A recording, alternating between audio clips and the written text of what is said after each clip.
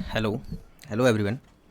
देखिए, सबसे पहले तो मैं शुक्रगुजार हूँ आप सभी का कि आप सभी ने इतना इंतज़ार किया, इतने मैसेजेस किए कि मैं मजबूर हो जाऊँ आने के लिए।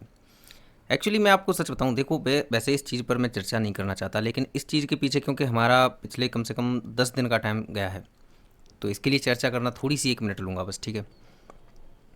पता है, अगर छोटी मोटी प्रॉब्लम होती तो मैं छुट्टी करता ही नहीं, मैं गैप लेता ही नहीं। मैं आपको सच बताऊं तो पिछले करीब 2 महीने से मुझे प्रॉब्लम थी, और 2 महीने से प्रॉब्लम को मैं इस तरीके से इग्नोर करते आ रहा था जैसे कोई प्रॉब्लम है ही नहीं, कोई प्रॉब्लम है ही नहीं। और मैं फीवर में भी, मैंने कई बार फीवर में अपनी क्लास जो है रेगुलर रखी थी। ऐसा होता था कई बार कि बहुत ज़्यादा खांसी आती थी, बहुत ज़्यादा जुकाम रहता था, फिर भी मैं रात रात भर तैयारी करके उसको अच्छे से बनाता था, क्लास को कंप्लीट करता था। इसीलिए आपने देखा होगा कि जो क्लासेस आती थी उनमें कई कट बहुत ज़्यादा होते थे। तो वो कट इसीलिए होते थे क्योंकि बीच बीच में कब खांसी आ जाती थी, कब प्रॉब्लम होती थी, उसको कट करना पड़ता था। बस सोचने वाली बात है कि भाई टीचर, ऐसी उम्र में, ठीक ठाक उम्र में ऐसी कौन सी समस्या अटक गई तुझको। तो ऐसा कुछ नहीं, वो बस ये है कि कुछ वैसे कभी नहीं हुई मुझे, इस तरीके की प्रॉब्लम कभी नहीं हुई वैसी। ये फर्स्ट टाइम था इस तरह की कि मतलब कोई इन्फेक्शन होना या एलर्जी होना। तो एलर्जी इन्फेक्शन ये तो बहुत नॉर्मल चीज़ है, हम सोचते थे ऐसा कुछ है नहीं, लेकिन ये इतनी ज़्यादा बड़ी हो सकती है कि ऑलवेज आपको फीवर रह सकता है, ऑलवेज आपको खांसी रह सकती है, वो भी असहनीय प्रकार की खांसी। तो ये थोड़ी सी प्रॉब्लम हो जाती है क्रिएट, और इसलिए मुझे रोकना पड़ा था ये सब चीज़, ठीक है। तो वैसे मैं रोकता नहीं, और अब आ गया हूँ दोबारा से, एकदम से पूरी तैयारी के साथ आया हूँ, निश्चिंत रहें। हमारी जो करंट अफेयर चल रही थी वो आगे इसी तरीके से चलती रहेगी। जो हमारी जो छूटी है, जैसे 3 तारीख से 13 तारीख तक का जो छूट चुका है, बिल्कुल नहीं छूटेगा। देखो, ये पहली वीडियो है, और इसी तरीके से वीडियो बैक टू बैक आती रहेंगी। बिल्कुल भी कोई भी कॉम्प्रोमाइज़ क्वालिटी के साथ में या क्वांटिटी के साथ में, किसी के भी साथ में नहीं किया जाएगा, ठीक है। एकदम निश्चिंत रहिएगा, उसी क्वालिटी के साथ, उसी रिदम के साथ में क्लास लेके आएंगे। और बिल्कुल एकदम निश्चिंत रहिए। और आगे जैसे कि अब जैसे कि 3 से 13 तक की वीडियोज़ बैक टू बैक मिलेंगी, लेकिन 14 तारीख से रेगुलर वीडियोज़ भी चलेंगी, ठीक है। तो अभी एक वीडियो आई है, इसके बाद में हो सकता है शाम तक या रात तक दूसरी वीडियो आ जाए, ठीक है। और हाँ, इस क्लास में मैं वो चीज़ नहीं लेके आया हूँ जो मैंने टेलीग्राम पर बोला था, लेकिन अब ध्यान रखना, आगे के लिए आपको क्या करना है, एक डायरी खुद की बना लेनी है। बहुत पतली सी डायरी बनानी है, चाहे मोटी सी, अपने अपने ऊपर है, लेकिन एक डायरी आपको बना ही लेनी है, ये याद रखिए, ठीक है। एक डायरी, क्योंकि अब देखो हमारे पास समय है काफ़ी, तो हम मेंस को बिल्कुल भी नज़रअंदाज नहीं कर सकते हैं, ठीक है। तो मेंस में थोड़ा सा एक पक्ष हम कुछ धीरे धीरे करके उभारेंगे कि किस तरीके से हम मेंस के क्वेश्चंस को हैंडल करना सीखेंगे, ठीक है। तो इसलिए मेंस की एक डायरी जरूर रख लेना अपने पास। कि कुछ लोगों के दिमाग में आ रहा होगा कि अ, क्या करें, कोई मेंस का ग्रुप ज्वाइन करें, ये सब चीज़ें बहुत सारी आ रही होंगी। मैं बहुत जल्दी आपको, देखो याद रखना, सबसे पहले शॉर्ट में समझ लो, आपके पास मेंस के लिए ना, मेंस के लिए आपके पास सबसे पहले नोट्स होने चाहिए। पहले ये बताओ, क्या आपके पास मेंस के पेपर 5, 6 और पेपर 4, क्या इनके प्रॉपर नोट्स बने हुए हैं या नहीं, ये सबसे ज़रूरी है। क्योंकि पेपर 1 2 3 4 के तो बना ही लेते हैं, लेकिन क्या ऐसे भी लोग हैं जो पेपर 1 2 3 के भी नहीं बनाए जिन्होंने? क्या ऐसी है सिचुएशन? अगर ये सिचुएशन है कि आपके पास पेपर 1 2 3 4 5 6 इसके खुद के बने हुए नोट्स नहीं हैं, मेंस के नोट्स की बात कर रहा हूँ, तो उसके बावजूद अगर आप जाकर के किसी ग्रुप को ज्वाइन करते हो, ऐसे ग्रुप को जहाँ पर मेंस आंसर राइटिंग कराई जा रही है, तो मेरे हिसाब से ये आपके लिए उतना लाभदायक नहीं होगा जितना होना चाहिए। पता है क्यों? क्योंकि सबसे पहली प्रायोरिटी में आपके लिए ये होना चाहिए कि जो सिलेबस में लिखा हुआ है, पेपर 4 में, पेपर 5 में, पेपर 6 में, पेपर 1 में, पेपर 2 में, पेपर 3 में, जो सिलेबस में लिखा हुआ है मेंस का सिलेबस, क्या उस मेंस के सिलेबस को आपने डिकोड किया है? क्या उस मेंस के सिलेबस को आपने इस तरीके से पंक्ति पंक्ति तोड़ के क्या उसके नोट्स बनाए हैं आपने या नहीं बनाए हैं?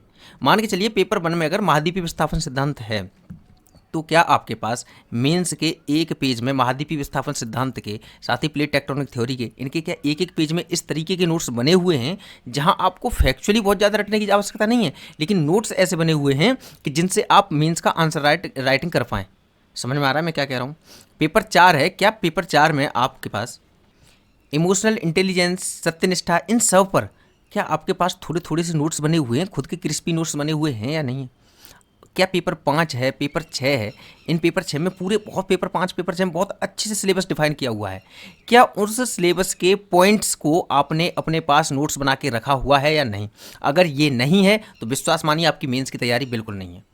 सबसे पहली प्रायोरिटी, अगर मेंस तैयार करना है तो बिल्कुल आंसर राइटिंग में मत पढ़ो कि मैं ये आंसर राइट कर दूं, मैं यहाँ गूगल से छांटते डोलूं, ये छांट छांट के दिखाते डोलूं, और वहाँ पर आपको फिर 10 में से 8 नंबर मिल जाएं, या 15 में से 8 नंबर मिल जाएं, या 15 में से 12 नंबर मिल जाएं। किसी कार्य के नहीं है ये, कोई भी मतलब नहीं करने वाला आपका इन नंबरों से, याद रखिएगा। अगर सच में ईमानदारी से तैयारी करना चाहते हैं तो पहली प्रायोरिटी होनी चाहिए कि आपके पास आपके खुद के मेंस के नोट्स होने चाहिए हर पेपर के, और हर पेपर के अंदर का जो सेगमेंट होता है उस सेगमेंट में हर पॉइंट के नोट्स होने चाहिए। यानी कि अगर मान के चलो पेपर 5 है तो पेपर 5 में जितने पॉइंट हैं हर पॉइंट के आपके पास नोट्स होने चाहिए, और नोट्स किस तरीके से बनाने चाहिए, उनमें क्या क्या चीज़ इंक्लूड करनी चाहिए, हमें किन किन पक्षों का ध्यान रखना चाहिए। इसके लिए मैं मेंस की वीडियो मुझे लानी ही पड़ेगी, ठीक है। मेंस की वीडियो आज से कई दिन पहले आ जाती, आ क्यों नहीं पाई है, क्योंकि आपको पता है प्रॉब्लम्स ही ऐसी हो गई थी कि हमारी रेगुलर ही वीडियो नहीं चल पाई, तो मेंस की कहाँ से लेके आते, ठीक है। तो एकदम निश्चिंत रहिए, इस मेंस की भी स्ट्रेटजी बताते हैं, लेकिन सबसे पहले हम आज की क्लास रेगुलर करते हैं, ठीक है। चलिए तो अब हम अपनी क्लास शुरू करते हैं, ठीक है। तो देखो सबसे पहले इस पक्षी को देखिए, इसका नाम है ग्रेटर एडजुडेंट। क्या नाम है इसका? ग्रेटर एडजुडेंट।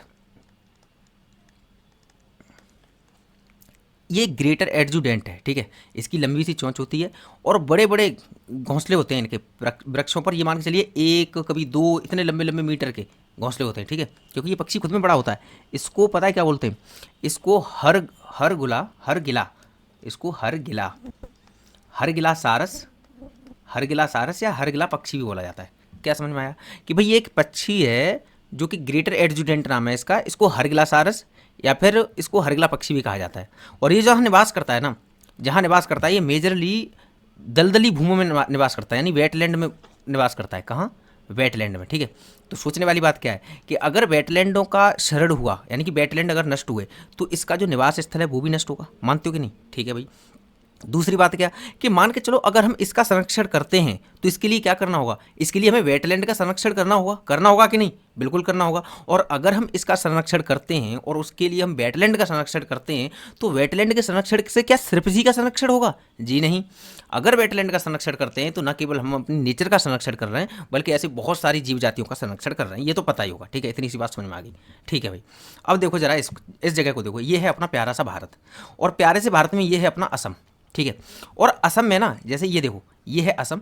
अब असम के इन क्षेत्रों में क्या है कि ये पक्षी पाया जाता है जिसका नाम है ग्रेटर एडजुडेंट, यानी कि हरगिला पक्षी। अब देखो जो हरगिला पक्षी है ना, हरगिला इसका जो नाम है हरगिला, इसका नाम पता है कहाँ से पड़ा है? हर का मतलब होता है हड्डी, हर का मतलब क्या होता है? हड्डी। और गिला का मतलब होता है निगलने वाला। गिला का मतलब क्या होता है? निगलने वाला, यानी कि हड्डी को निगलने वाला। ये ऐसा पक्षी है जो हड्डी को निगलने वाला है। कभी कभी ये मैला को भी लेके दौड़ता है। तो इसलिए क्या करते थे कि जो यहाँ के जो गांव वाले क्षेत्र के जो लोकल के लोग थे ना, क्योंकि ये पक्षी मोस्टली असम में पाया जाता है और बड़ी मात्रा में पाया जाता था, तो क्या हुआ कि असम वालों ने, यानी कि यहाँ के जो लोकल के लोग थे, उन्होंने इसके घोंसले वगैरह तोड़ना शुरू कर दिए। और इस कारण इस पक्षी का जो जीवन था वो नष्ट होने लगा और इसकी जो जनसंख्या थी वो बहुत कम होने लगी। हम इसको क्यों लेके आए? क्योंकि इसके संरक्षण के लिए एक महिला बाहर निकल के आई और उन्होंने क्या किया कि इसके संरक्षण को बढ़ावा दिया, जिनका नाम है डॉक्टर पूर्णिमा देवी बर्मन। क्या नाम है? डॉक्टर पूर्णिमा देवी बर्मन। और डॉक्टर पूर्णिमा देवी बर्मन ने जब इसका संरक्षण किया तो इसके संरक्षण के लिए उन्होंने क्या किया? वेटलैंड का संरक्षण किया। और जब वेटलैंड का उन्होंने संरक्षण किया तो इसके लिए इनको क्या मिला? इनको मिला व्हिटली गोल्ड पुरस्कार। क्या मिला? व्हिटली गोल्ड पुरस्कार, जिसको ग्रीन ऑस्कर भी कहा जाता है। ये इंडिया की हैं, याद रखना। कौन? डॉक्टर पूर्णिमा देवी बर्मन। तो अब हम प्रश्न को देख लेते हैं कि हाल ही में भारतीय जीव विज्ञानी डॉक्टर पूर्णिमा देवी बर्मन को व्हिटली गोल्ड पुरस्कार से सम्मानित किया गया है। वह किस राज्य से संबंधित है? तो ऑप्शन है मध्य प्रदेश, असम, अरुणाचल प्रदेश और हिमाचल प्रदेश। तो इसका जो सही उत्तर होगा वो क्या होगा? बी, यानी कि असम। अब देखो पता है क्या याद रखना है? याद ये रखना है कि जो व्हिटली गोल्ड पुरस्कार है ना, वो टोटल 7 लोगों को मिला है। कितने लोगों को मिला है? 7 लोगों को। अब इसमें ना भारत के आसपास के 3 लोगों को और मिला है। जैसे एक तो इंडिया की हैं डॉक्टर बर्मन, और दूसरे हैं एक नेपाल के हैं, और तीसरे हैं भूटान के। इसमें हमें भारत के बारे में पता है कि ये है डॉक्टर पूर्णिमा देवी बर्मन। दूसरे जो नेपाल के हैं उनका नाम है राजू आचार्य, या फिर इन्हें राजू शर्मा भी बोलते हैं, ठीक है। और जो तीसरे हैं कुएंजांग दोरजी, वो भूटान के हैं। क्या है? कुएंजांग दोरजी, ठीक है, कुएंजांग दोरजी। अब हम देख लेते हैं एक बार इसकी एक्सप्लेनेशन को। देखो डॉक्टर पूर्णिमा देवी बर्मन को दूसरी बार इस पुरस्कार से सम्मानित किया गया। एक बार और इनको 2007 में सम्मानित किया जा चुका है, ठीक है। उसके बारे में ज़्यादा कहानी नहीं पढ़ेंगे, सिर्फ अभी की देखेंगे। व्हिटली गोल्ड पुरस्कार को ग्रीन ऑस्कर भी कहा जाता है, ये याद रखना है आपको, ठीक है। पूर्णिमा देवी को यह पुरस्कार ग्रेटर एडजुडेंट स्टॉर्क, जिसे असमिया भाषा में हरगिला पक्षी भी कहा जाता है, के संरक्षण और उसके आर्द्रभूमि आवास के संरक्षण के प्रयास के लिए इस पुरस्कार से सम्मानित किया गया है। बात आई समझ में? इससे पहले डॉक्टर बर्मन को यह पुरस्कार 2007 में दिया गया था और विटली पुरस्कार 2024 कुल 7 लोगों को दिया गया है, जिसमें 2 नाम, एक नेपाल के राजू शर्मा, जैसा कि मैंने बताया था आपको, राजू आचार्य, तथा एक भूटान के कुएनजांग दोरजी का भी नाम है। ठीक है, ये बात समझ में आई। देखो राजू शर्मा है ना, इन्होंने क्या किया था कि उल्लुओं के संरक्षण के लिए इनको दिया गया है, और जो भूटान के कुएनजांग दोरजी हैं उन्हें गोल्डन लंगूर के लिए, ठीक है, गोल्डन लंगूर के लिए। ठीक है, ये चीज़ आपको दिमाग में रखनी है हल्की हल्की सी। अब आगे बढ़ते हैं। तो अगली जो खबर है वो ये है कि जो न्यायमूर्ति संजय मिश्रा है ना, उनको जीएसटी अपीली न्यायाधिकरण के अध्यक्ष के रूप में शपथ ली है उन्होंने। अच्छा, ये थोड़ी सी बात समझने वाली है कि पहली बात तो ये कि जो न्यायमूर्ति संजय मिश्रा हैं, ये जो चीज़ आई है कि जीएसटी अपीली न्यायाधिकरण, ये क्या है? तो देखो जीएसटी और फिर कर दो एटी, जीएसटी एटी। अब इसके बारे में समझ लेते हैं। ठीक है, देखो जीएसटी के बारे में तो हमें तो पता है कि गुड्स एंड सर्विस टैक्स, तो एटी का मतलब होता है एपीलेट ट्रिब्यूनल। क्या नाम है? देखो यहाँ पे, देखो यहाँ से, देखो एपीलेट और ये है ट्रिब्यूनल। ठीक है, यानी कि जीएसटी यानी goods and service tax appellate tribunal, यानी कि ये ना एक देखो मामला क्या था कि आपको पता है कि 2016 में एक बिल आया, 122वां बिल। ठीक है, और इसके तहत क्या हुआ कि ये बिल पारित हो गया, कितना, 101वां अधिनियम बन गया। ठीक है, ठीक है भाई। और 1 जुलाई, हमें इतनी और बातें पता है कि 1 जुलाई 2017 से एक अधिनियम पारित हो गया देश में, और वो था जीएसटी। ठीक है, जीएसटी अधिनियम पारित हो गया, जीएसटी लागू हो गया, मतलब अधिनियम तो पहले ही 2016 में पारित हो गया था, लेकिन जीएसटी लागू हो गया 2017 से 1 जुलाई से। ठीक है, अब देखो समझने वाली बात क्या है कि इस जीएसटी ने ना जितने भी इनडायरेक्ट टैक्सेस थे, यानी कि जितने भी अप्रत्यक्ष कर थे, उन सबको लगभग समेकित कर लिया। ठीक है, और उससे क्या हुआ कि जीएसटी लागू हो गया, लगभग सभी अप्रत्यक्ष कर हट गए। ठीक है, अब पता है जीएसटी के अंतर्गत एक धारा है, धारा 109। क्या नाम है? धारा 109। तो इसके अंतर्गत क्या प्रावधान किया गया था कि देखो अगर हम जीएसटी से संबंधित मुद्दे बनते हैं, केस बनते हैं, तो अगर हम उनको पहले से अगर जो सुप्रीम कोर्ट और हाई कोर्ट में लेके जाएंगे, तो हमें पता है कि जुडिशियरी पर पहले से ही जो केसेस हैं उनका भार बहुत ज़्यादा है, तो इससे ना और ज़्यादा मामला उलझेगा। इसलिए क्या करेंगे कि एक ट्रिब्यूनल का गठन करेंगे जो जीएसटी से संबंधित मामलों का निपटान करेगी। ठीक है, और साथ ही राज्यों के से संबंधित या राज्य केंद्र से संबंधित जो भी इशू होंगे उनको सॉर्ट आउट करेगी। तो ये उस एक्ट में ही प्रावधान था। ठीक है, ये बात समझ में आई। अब दूसरी बात क्या? अब दूसरी बात ये कि इसके बाद में क्या हुआ कि अभी तक 2017 के बाद में अभी तक जीएसटी जो ट्रिब्यूनल थी उसका गठन नहीं किया जा चुका था, किया था। ठीक है, तो अभी क्या हुआ है कि जो जीएसटी है ना, जीएसटी एक्ट यानी जीएसटी एटी, इसका गठन किया गया, और इसके तहत क्या किया गया कि देखो 31 तो इसकी पीठ अलग अलग गठित करी गई, और इसका एक जो हेड पीठ थी यानी कि हेड ब्रांच का गठन किया गया, और वो कहाँ क्या किया गया? वो किया गया नई दिल्ली में। ठीक है, अब इसका जो हेड ब्रांच है, उस हेड ब्रांच के जो चीफ होंगे उनका वो पता है क्या होंगे? वो होंगे जीएसटी अपीलेट ट्रिब्यूनल के अध्यक्ष। क्या बात समझ में आई इतनी? तो जीएसटी अपीलेट ट्रिब्यूनल के जो पहले अध्यक्ष के रूप में अगर किसी को चुना गया है तो वो है न्यायमूर्ति संजय मिश्रा। ये न्यायमूर्ति संजय मिश्रा की, क्या ये बात समझ में आ चुकी है? लेकिन साथ में ना आपको ये और ध्यान रखना होगा कि भाई न्यायमूर्ति संजय मिश्रा को चुना गया है, योग्यता क्या है इनकी? क्या इसमें जो अध्यक्ष चुना जाएगा उसकी कोई योग्यता होगी? जी हाँ, उसकी योग्यता होगी। बस इतनी सी योग्यता होगी कि जिसको इसका अध्यक्ष चुना जाएगा वो या तो सुप्रीम कोर्ट का कभी कोई जज रहा हो, पहली बात, या तो सुप्रीम कोर्ट का जज रहा हो, या फिर किसी हाई कोर्ट का वो चीफ जस्टिस रहा हो, चीफ जस्टिस। ठीक है, क्या ये बात समझ में आई हमारे? जी हाँ, अगर कोई सुप्रीम कोर्ट का जज रहा हो या फिर हाई कोर्ट का चीफ जस्टिस रहा हो, ऐसे व्यक्ति को हम यानी कि प्रेसिडेंट के द्वारा जीएसटी अपीलेट ट्रिब्यूनल का अध्यक्ष के रूप में चुना जा सकता है। ये चीज़ आपको याद रखनी है। ठीक है, और जो जीएसटी एक्ट है ना, जीएसटी एक्ट की, इस एक्ट की ही धारा 110 में, किसमें? धारा 110 में इसका प्रावधान किया गया है। क्या ये बात समझ में आ चुकी है? जी हाँ, लगभग मुझे लग रहा है पूरी बात समझ में आ चुकी है। ठीक है, अब आगे बढ़ते हैं। तो अब जीएसटी की अपीली ट्रिब्यूनल के बारे में देख लें कि देखो जीएसटी अपीली अधिकरण जीएसटी कानूनों में अपील करने के लिए एक मंच है, और केंद्र एवं राज्यों के बीच विवाद समाधान का प्रथम सार्वजनिक मंच है। ठीक है, आगे 122वां संविधान संशोधन विधेयक था, 101वां संविधान संशोधन अधिनियम बना, ये बात हमें पता है, और 1 जुलाई 2017 से लागू हुआ। अनुच्छेद 279A में जीएसटी काउंसिल के गठन का प्रावधान किया गया है। ये क्या काम करती है? ये काम करती है कि मतलब क्या रेट रखनी है जीएसटी की, कितना कलेक्शन हो रहा है, इन सब चीज़ का जो निगरानी करेगी वो क्या कौन करेगी? जीएसटी काउंसिल करेगी। इसके अध्यक्ष कौन होते हैं? वित्त मंत्री। ठीक है, ये हमें पता है पहले से चीज़ें। और इस परिषद का अध्यक्ष होता है वित्त मंत्री। जी हाँ, जीएसटी से संबंधित मानकों का निर्धारण करती है, बिल्कुल। वस्तु एवं सेवा कर अधिनियम 2017 की धारा 109 जीएसटी अपीली न्यायाधिकरण यानी कि जीएसटी एटी के गठन को अनिवार्य करती है। ठीक है, ये बात समझ में आ गई। अब ये जो चीज़ है ये पोर्शन इंग्लिश वालों के लिए, इंग्लिश वाले आराम से यहाँ से पढ़ लें। अब अगला जो चीज़ है वो ये है, एक खबर है कि हाल ही में जेरेमिया मानेले को सोलोमन प्रायद्वीप का या सोलोमन द्वीप का नया प्रधानमंत्री चुना गया है। ठीक है, अब देखो पता है, ठीक है, एक छोटी सी बात है ये सब खबर तो कि जेरेमिया मानेले को सोलोमन आइलैंड का प्रधानमंत्री चुना गया है। लेकिन खबर ये बड़ी इसलिए बन जाती है क्योंकि जो सोलोमन आइलैंड है ना, वो यूपीएससी का बहुत ही फेवरेट टॉपिक रहा है और ये अक्सर उसकी लोकेशन को लेकर प्रश्न आते रहे। मतलब अगर यहाँ पर कभी बाढ़ आई तो उसकी लोकेशन से संबंधित प्रश्न पूछ लिया, यहाँ पर कोई भी उथल पुथल हुई राजनीतिक तो उसकी लोकेशन से संबंधित प्रश्न पूछ लिया। ठीक है, और सबसे बड़ी बात, जो यूपीपीसीएस है, ये तो यूपीएससी की बात रही, अब जो यूपीपीसीएस है वो हल्का सा छोटा सा प्रश्न पूछ लेता है उसमें से कि भाई 4 आइलैंड दे देगा, कहेगा इसमें से कौन सा एक माइक्रोनेशिया का हिस्सा नहीं है या मेलानेशिया का हिस्सा नहीं है या पॉलिनेशिया का हिस्सा नहीं है।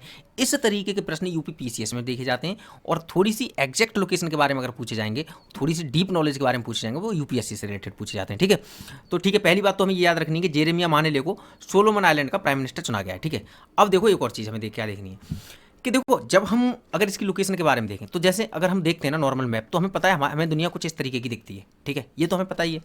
लेकिन पता है जैसे अगर हम यहाँ से इधर की साइड देखें तो ये क्या है, ये पैसिफिक ओशियन है, हमें पता है भाई।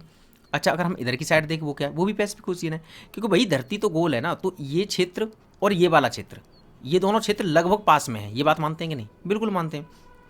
तो अगर हम इसको देखना चाहें, मान के चलें अगर हम इसी क्षेत्र को जूम करके देखें कि हम इस पैसिफिक ओशियन को ही देखना चाहते हैं कि ये कैसा दिखता है, तो देखो ये कुछ इस तरह का दिखेगा कि ये है पैसिफिक ओशियन। अब हमने देखा भाई जो ये ऑस्ट्रेलिया था, ये ऑस्ट्रेलिया यहाँ पर है, और जो ऑस्ट्रेलिया का ये वाला जो एशियन पार्ट है ना, ये एशियन पार्ट यहाँ पर है। ठीक है, अब जो America, north America, south America है ये वाले, तो ये देखो नॉर्थ अमेरिका, साउथ अमेरिका ये हैं, और ये है हमारा Pacific ocean, north Pacific ocean, east Pacific ocean, south Pacific ocean. ठीक है, अब दिखने में तो ये एकदम पानी पानी जैसा लग रहा है, लेकिन असल में ये वाला क्षेत्र देखो यहाँ, ये साउथ पैसिफिक ओशियन में देखो ये वाला क्षेत्र, और ऑस्ट्रेलिया के ये ईस्ट में देखो, ये यहाँ पर ना छोटे छोटे आइलैंड हैं, बहुत सारे आइलैंड हैं।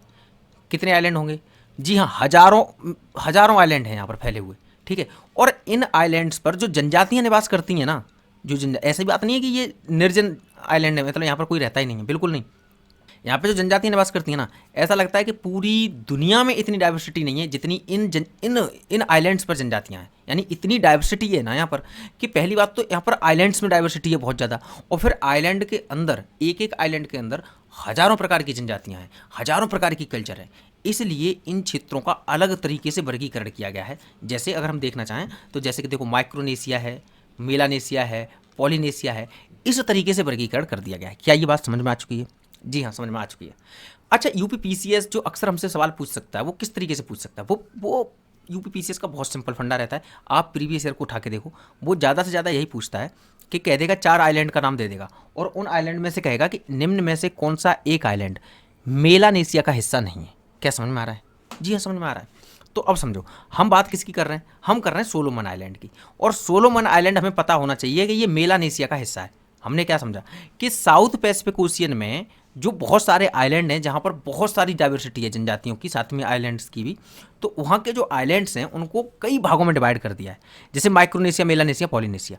तो उसमें से आज हम मेलानेशिया के बारे में थोड़ा सा देखेंगे। ठीक है, तो देखो जैसे कि अगर हम मेलानेशिया देखें तो ये रहा, बाकी के जितने भी हमने बताए उन सबका धीरे धीरे से नंबर लेके आएंगे, लेकिन एक साथ लेके आएंगे तो चीज़ें याद ही नहीं रहेंगी। इसलिए याद रखने के लिए ज़रूरत क्या है, उसको टुकड़ों में विभाजित कर दें। ठीक है, तो आज हम किसको याद करेंगे? मेलानेशिया के बारे में। अब देखो इस चित्र में हिसाब से देखो, ये क्या है? ये है ऑस्ट्रेलिया कॉन्टिनेंट। ठीक है, अब ऑस्ट्रेलियन कॉन्टिनेंट के इधर हम बात कर रहे हैं, जबकि हम साउथ पैसिफिक ओशियन की बात चल रही है। ठीक है, हम मेलानेशिया की बात करने वाले हैं, ये भी हमको पता है। अब मेलानेशिया में ना आप ये देखो, इसका नाम है पापुआ न्यू गिनी। ठीक है, अब पापुआ न्यू गिनी के बारे में हमें पता है कि लगभग बीच में से इसको विभाजित करो, और इधर वाला जो क्षेत्र है वो पापुआ न्यू गिनी है, जो कि एक स्वतंत्र देश है, और जो लेफ्ट वाला क्षेत्र है वो इंडोनेशिया का ही रीजन है, जिसको न्यू गिनी कहते हैं। ठीक है, क्या बोलते हैं इसको? New Guinea. ठीक है, ये इंडोनेशिया का ही एक प्रांत है। अच्छा, बात क्या है? बात ये समझने वाली है कि हम जब मेलानेशिया के बारे में पढ़ेंगे तो हमें याद होना चाहिए कि यहाँ पर कौन कौन से द्वीप हैं। तो देखो जैसे ये है पापुआ न्यू गिनी, और ये है सोलोमन आइलैंड्स, और ये है वानुआटू, और ये है न्यू कैलिडोनिया, और ये है फिजी। दिखने में ये आपको 1-2 द्वीप लग रहे होंगे, लेकिन असल में चाहे न्यू कैलिडोनिया हो, चाहे वानुआटू हो, चाहे फिजी हो, चाहे सोलोमन आइलैंड हो, ये ऐसे आइलैंड्स हैं जो हजारों द्वीपों का हिस्सा है। क्या समझ में आ रहा है? जी हाँ, ये हजारों द्वीपों का हिस्सा है। हमें क्या याद रखना है? हमें ये याद रखना है कि अगर हम मेलानेशिया की बात करेंगे तो सोलोमन आइलैंड, न्यू कैलिडोनियन द्वीप समूह, फिजी द्वीप, वानुआटू द्वीप और पापुआ न्यू गिनी, ये सारे के सारे मेलानेशिया का हिस्सा हैं। ये हमें हमेशा हमेशा के लिए याद रखना है। क्या बात क्लियर हुई? जी हाँ। अच्छा, बाकी माइक्रोनेशिया, पॉलिनेशिया, इन सब के हम बारी बारी से नंबर लेके आएंगे, लेकिन आपको मेलानेशिया का ये अभी याद रखना है, ठीक है? ठीक है। और फिर हमने क्योंकि सोलोमन आइलैंड के बारे में पढ़ा था, क्योंकि सोलोमन आइलैंड के तो प्राइम मिनिस्टर चेंज हुए, तो थोड़ा सा सोलोमन आइलैंड के बारे में देख लें कि Solomon island Papua New Guinea के पूर्व में मेलानेशिया में स्थित एक राष्ट्र है, जैसा कि अभी हम देख के आए। देखो ये रहा सोलोमन आइलैंड, ठीक है? सोलोमन आइलैंड ये रही, ठीक है? तो आगे क्या कह रहा है, जिसमें 990 से अधिक द्वीप शामिल हैं, ठीक है? और इसकी जो राजधानी है वो होने आ रहा है, और जो राजधानी होने आ रहा है ना, वो ग्वाडल कैनाल आइलैंड पर है। याद क्या रखना है, क्या ग्वाडल कैनाल आइलैंड मेलानेशिया का हिस्सा है? जी हाँ, बिल्कुल है, क्योंकि जब सोलोमन आइलैंड अगर मेलानेशिया का हिस्सा है तो ग्वाडल कैनाल आइलैंड भी मेलानेशिया का हिस्सा है, ठीक है? तो ये याद रखना है आपको, ठीक है? अब आगे, यह द्वीप एक संवैधानिक राजतंत्र है जिसमें ब्रिटिश सम्राट का एक गवर्नर जनरल द्वारा प्रतिनिधित्व किया जाता है, जो राज्य के औपचारिक प्रमुख के रूप में कार्य करता है, ठीक है? अरे जैसे शुरुआत में भारत को नहीं बनाना चाहते थे कि हमारा चीफ एक बना रहेगा, हमारा मतलब ब्रिटिश गवर्नमेंट का एक गवर्नर जनरल बना रहेगा, जिसको चीफ मानते रहेंगे वहाँ के लोग, वहाँ की जो जनता है उनका वो चीफ बना रहेगा, बाकी वो शासन वो खुद ही चलाएंगे। वो इसी तरीके का राजतंत्र चल रहा है यहाँ पर, ठीक है? और सिर्फ यही नहीं, अब जैसे कि इसके अलावा अगर आप देखें न्यू कैलिडोनियन आइलैंड, तो ये फ्रांस के अंडर में है, ठीक है? तो इस तरीके से है। मुझे लगता है लगभग चीज़ आप समझ चुके होंगे। अब देखो आगे की चीज़ देखो, अगली है खबर कि Mumbai city FC football club ने इंडियन सुपर लीग फाइनल में मोहन बागान सुपर जायंट को 3-1 से हरा दिया। अच्छा देखो, ये छोटी सी खबर है, वन लाइनर टाइप की खबर है, ठीक है? आपको याद करनी है कि Mumbai city AFC football club ने इंडियन सुपर लीग फाइनल में मोहन बागान सुपर जायंट को 3-1 से हरा दिया है। और इंडियन सुपर लीग 2023-24 का आयोजन जो है वो विवेकानंद युवा भारती क्रीरंगन स्टेडियम कोलकाता में हुआ था, ठीक है? ये चीज़ आपको याद रखनी है, लेकिन थोड़ी सी आपको इन चीज़ों पर और नज़र बना के रखनी है कि अगर हम भारत में फुटबॉल लीग और टूर्नामेंट की बात कर रहे हैं तो हमें पता होना चाहिए कि भारत में कौन कौन सी फुटबॉल या कौन कौन सी लीग ऐसी होती हैं जो फुटबॉल से संबंधित हैं। तो देखो, जैसे पहला है इसमें इंडियन सुपर लीग, और अभी जिसकी हम बात कर रहे हैं कि जो Mumbai city AFC football club ने जीता है मोहन बागान को हराकर, वो क्या है? जी हाँ, वो भी यही है, इंडियन सुपर लीग। तो ये आपको याद रखनी है। क्या याद रखनी है कि जब इंडियन सुपर लीग की बात आए, या आई लीग की बात आए, डूरंड कप की बात आए, IFA शील्ड की बात आए, सुब्रतो कप की बात आए, या संतोष ट्रॉफी की बात आए, तो ये सारी किससे संबंधित हैं? जी हाँ, ये फुटबॉल से संबंधित है, ठीक है? भारत में फुटबॉल से संबंधित है, ये आपको ये चीज़ याद रखनी है, ठीक है? कभी ये दिमाग में ना कन्फ्यूजन हो जाए कि संतोष ट्रॉफी या सुब्रतो कप ये कहीं टेनिस से संबंधित तो नहीं है, नहीं, ये फुटबॉल से संबंधित है। सवाल ये आता है कि भाई टेनिस से संबंधित कौन है? बिल्कुल परेशान मत होइए, जब जरूरत आएगी, जब आवश्यकता पड़ेगी, तब टेनिस से संबंधित है उनकी भी लिस्ट दे दी जाएगी। अभी क्या है, अभी ये याद रखिए जो अभी ज़रूरत है, ठीक है? अभी ये इतना याद रखना है, ठीक है? कि Indian Super League, I League, Durand Cup, IFA Shield, Subroto Cup और संतोष ट्रॉफी ये किससे संबंधित है? फुटबॉल से संबंधित है और भारत के खेल हैं, ठीक है? आगे देखो, आगे कह रहा है कि बैडमिंटन से संबंधित थॉमस कप, ये क्या है? थॉमस कप तथा उबेर कप दोनों में चीन ने जीत दर्ज की है। अब 2024 के उबेर कप और थॉमस कप दोनों का आयोजन चीन के चेंगदू शहर में हुआ था। आपके दिमाग में ये बात आ रही होगी भाई टीचर इस बार प्रश्न की फॉर्म में नहीं लेके आया है, मतलब ऐसी डायरेक्ट लेके आया। जी हाँ, देखो जैसे ही 3 से 13 तक की खत्म होगी पूरी, जब तक ये हो रही है तब तक, क्योंकि ऐसा लाना थोड़ा जल्दी पड़ जाता है, ऑप्शन नए नहीं ढूंढने पड़ते, ठीक है? तो ऐसा ईजी पड़ जाता है, इसलिए ये लेके आ रहे हैं। लेकिन जैसे ही हमें, जैसे अब 14 तारीख से जो प्रश्न बनेंगे उसमें जिस तरीके से पहले प्रश्न बनते थे उसी तरीके से बनेंगे, ठीक है? इसलिए एक्सप्लेनेशन पर अधिक ध्यान दिया जा रहा है, ना कि इस चीज़ पर कि मतलब क्वेश्चन उसी फॉर्मेट में होना चाहिए। लेकिन क्वेश्चन उसी फॉर्मेट में होंगे, यानी प्रश्नों के फॉर्मेट में ही होंगे, लेकिन ये थोड़ा सा जैसे ही ये जो कवर हमें करना है, जो चीज़ें 3 से 13 तक का जैसे ही कवर हो जाएगा उसके बाद में होना शुरू हो जाएंगे, ठीक है?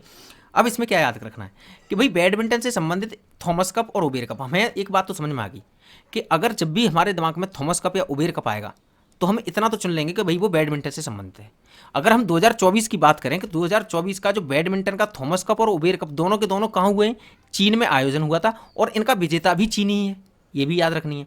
अब देखो याद क्या रखना है और कि जो थॉमस कप है ना, ये पुरुषों का है। किसका है?